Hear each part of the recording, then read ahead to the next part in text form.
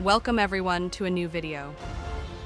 In this opportunity, we will delve into the quantum realm, discovering how to achieve great things with very little and with very few resources. I am passionate about the idea of making changes towards a better world through the collective strength that arises from unity. But how can we ensure that everyone truly decides to make a difference? Let's explore our current possibilities for mobilization. Out of the total population, at least 50% live in extreme poverty, where their sole concern is having enough food for one more day. In such circumstances, it's challenging for them to focus on anything else. Among the remaining 50%, there is another 25% who, although not living in extreme poverty, still face high vulnerability. Convincing them of an idea that seems distant can be quite difficult. For the remaining 25%, we must recognize that imposing change is not viable. Joining a movement for change should stem from deep personal conviction. Instead of imposing, we should educate and raise awareness. Only then can we achieve the desired success. Let's consider an example. If a government were to impose a nationwide ban on combustion engine cars, a small percentage of people would readily switch their vehicles without hesitation. They would feel proud to contribute to the planet, and their conviction in the idea could reach 100%. However, a larger percentage would need to make significant efforts, perhaps even taking on debt to replace their vehicles. Otherwise, they wouldn't be able to continue working. Some, despite their efforts, will feel moderately convinced that the change is a good thing.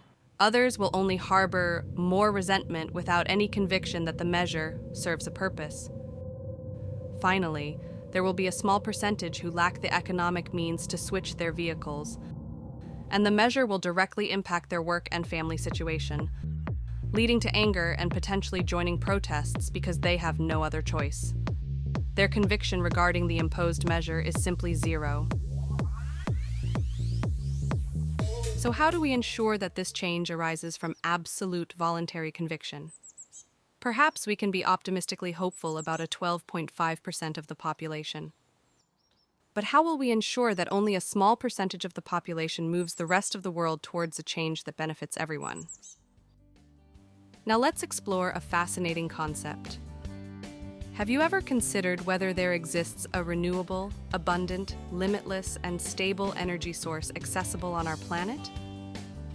To find it, we'll delve into the depths of our existence, reaching the tiniest indivisible particle we know as the atom.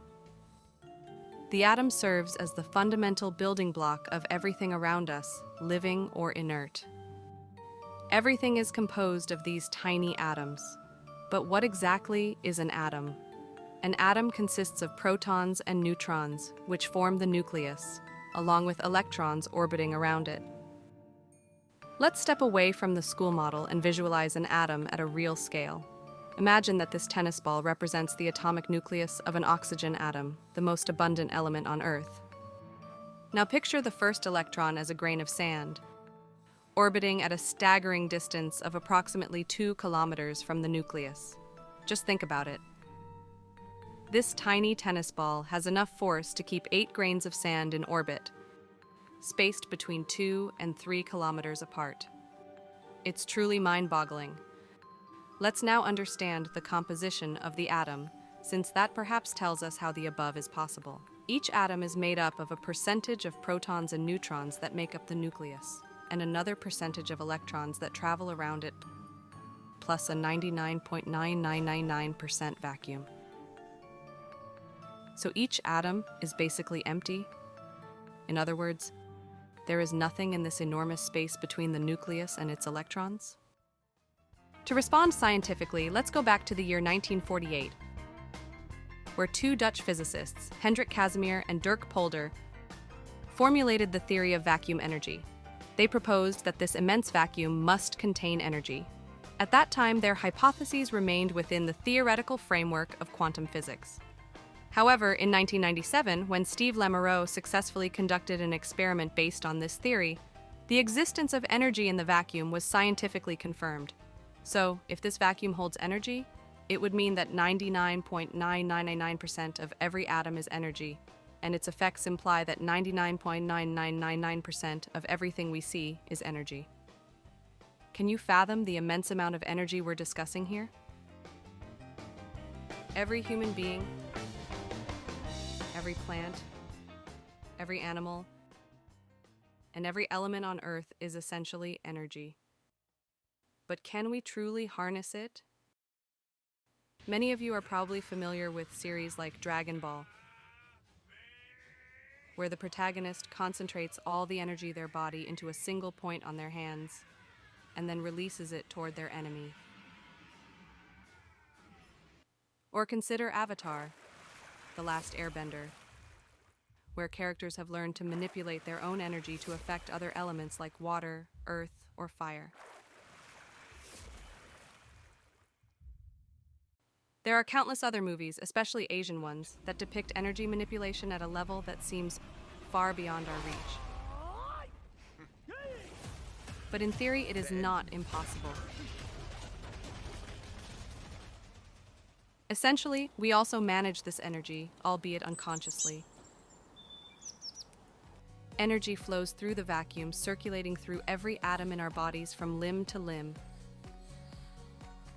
from inside to outside, and from outside to inside, connecting us to everything around us. The air, light, heat, plants, animals, rocks, and more. We relax when we stroke a cat, mutually exchanging energetic charges that manifest in different feelings and sensations. If we find ourselves in a place that we perceive as beautiful, we often take a deep breath